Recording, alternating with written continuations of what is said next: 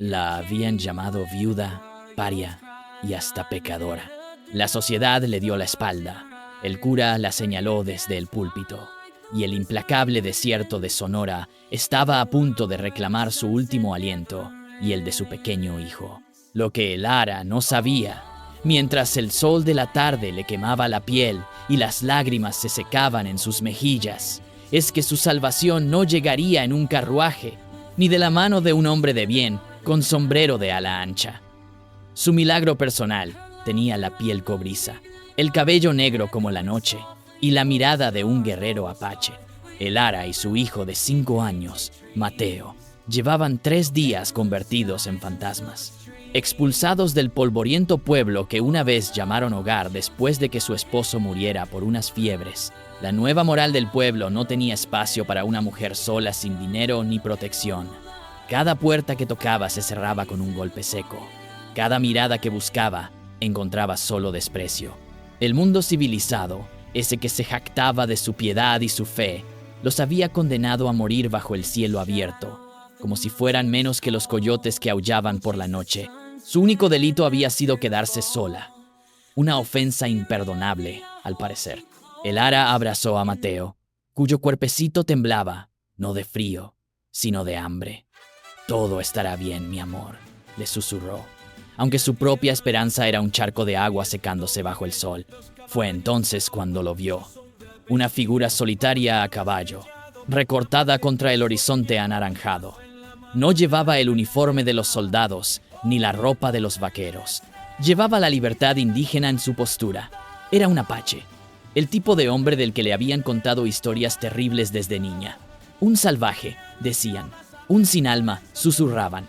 Y sin embargo, ese salvaje detuvo su caballo frente a ella, no con una amenaza, sino con una quietud que imponía un extraño respeto. El guerrero apache desmontó.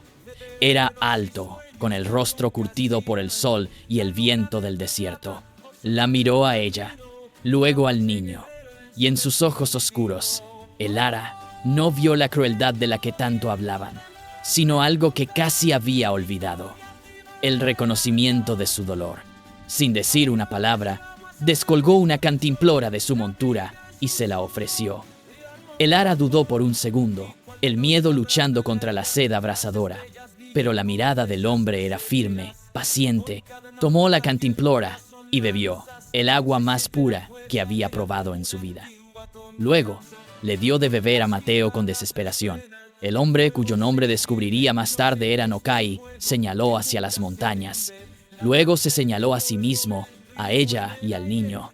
La invitación era clara y a la vez una locura: seguir a un completo desconocido, a un guerrero apache, hacia el corazón de su territorio. Pero, ¿qué opción tenía?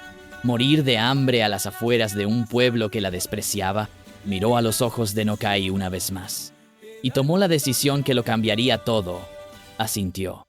Aquel día, el Ara no solo encontró un refugio, sino que inició su verdadero viaje, el viaje de una heroína que no sabía que lo era. Si las historias de segundas oportunidades, donde la bondad aparece en los lugares más inesperados, te llenan el corazón, te invito a que te suscribas a Historias de Época en Sonora. Acompáñanos a descubrir cómo el desierto puede ser cuna de los milagros más grandes. La cabaña de Nokai era simple, construida con adobe y madera, perfectamente integrada en el paisaje rocoso.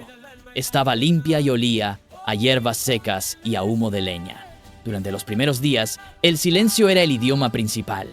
Nokai les proveía comida, conejo asado, raíces y bayas que el Ara nunca había visto y les mostraba con gestos cómo racionar el agua. Mateo, con la inocencia de un niño, fue el primero en romper el hielo. Le mostraba a Nokai sus piedras favoritas y el guerrero, con una paciencia infinita, le enseñaba a tallar pequeñas figuras de madera. El Ara lo observaba todo con una mezcla de gratitud y confusión. Este hombre, supuestamente un ser brutal, trataba a su hijo con una ternura que ella no había visto en los hombres de su propio pueblo. La cultura apache, que le habían pintado como un caos de violencia, se revelaba ante ella como un sistema de profundo respeto por la naturaleza y la vida. Aprendió que cada planta tenía un propósito, que el viento traía mensajes y que la resistencia indígena no era solo una guerra apache contra los invasores, sino una lucha por preservar un modo de vida, una conexión con la tierra que los civilizados habían perdido. Poco a poco, el Ara empezó a sentirse útil. Limpiaba la cabaña, aprendió a coser los cueros que Nokai traía y a preparar los alimentos del desierto. Él, a su vez, empezó a hablarle en un español quebrado pero claro.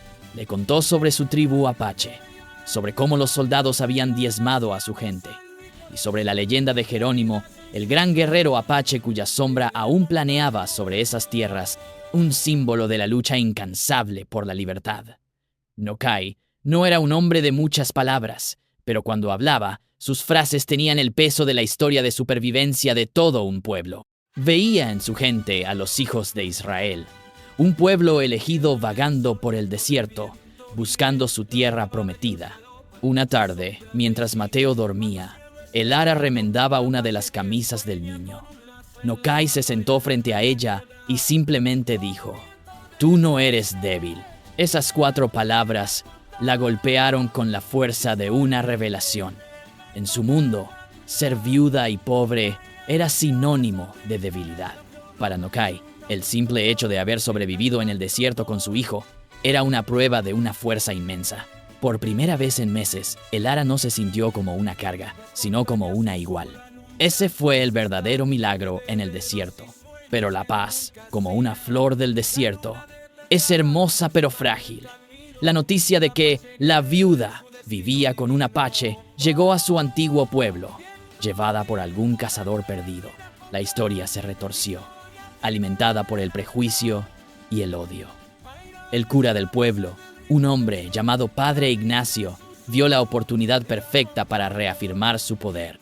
Desde el púlpito, habló de una mujer corrompida por un salvaje, de un niño inocente en peligro, de la necesidad de rescatarlos y purgar el pecado de sus tierras. No se trataba de justicia, sino de control.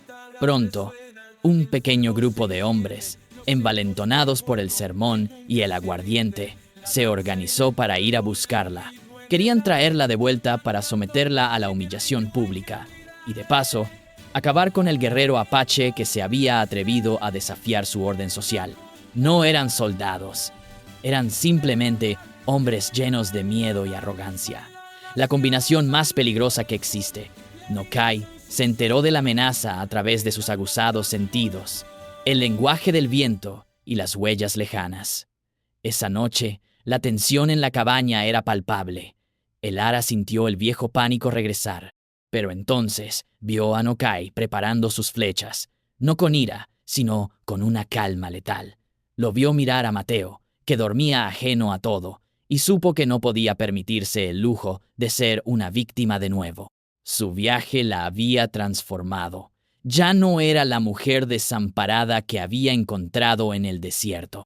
«Yo puedo ayudar», dijo con una voz firme que no sabía que poseía. Nokai la miró, esperando. «Ellos no conocen la montaña como tú, pero yo conozco su estupidez. Su orgullo los hará predecibles». Por primera vez planearon juntos, no como un salvador y una rescatada, sino como 2 guerreros defendiendo su hogar. Y es que las mejores historias no son sobre príncipes rescatando princesas, sino sobre personas que se rescatan a sí mismas con la ayuda del otro. Si estás de acuerdo, déjanos un comentario y cuéntanos qué crees que pasará. Y no olvides suscribirte, porque el final de esta historia te demostrará el verdadero poder de los héroes nativos americanos y de una mujer que encontró su voz. Cuando el grupo de hombres del pueblo llegó a la zona de la cabaña, el sol empezaba a caer. Caminaban ruidosamente, gritando bravuconadas, seguros de su superioridad. Pero el desierto tenía ahora un guardián, y ese guardián tenía una aliada inesperada.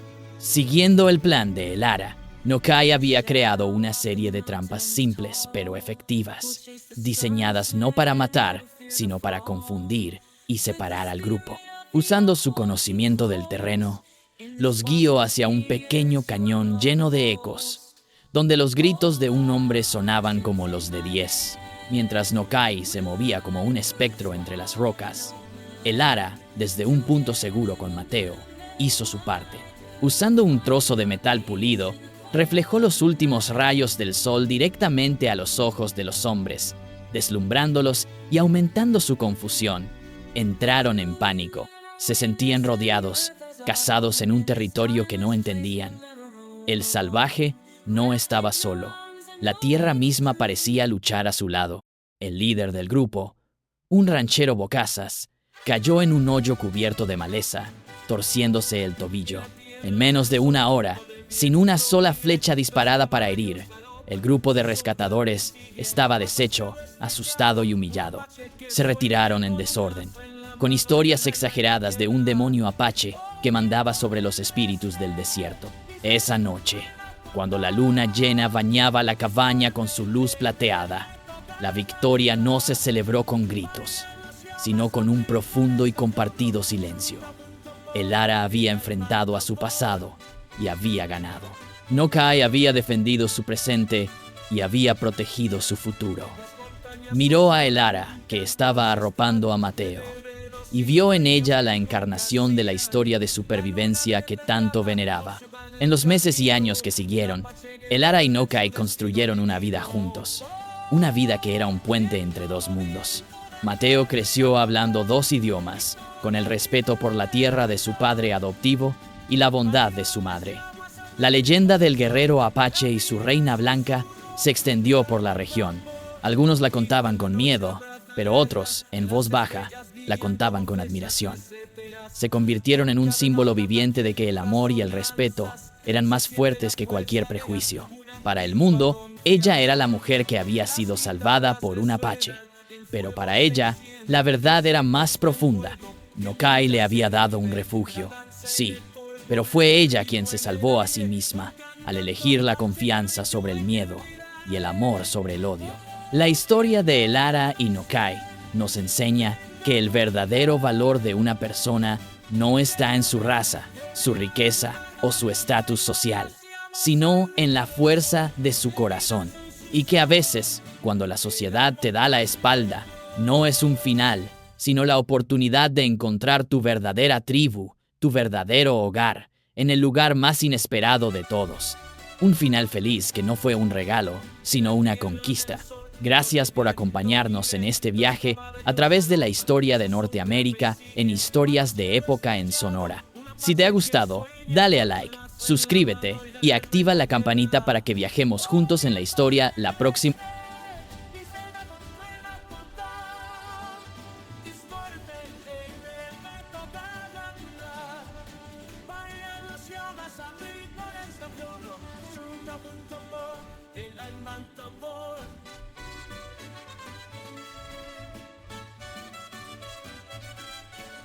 Las montañas susurran un canto ancestral de deberes y sueños que nunca hacían. La luna de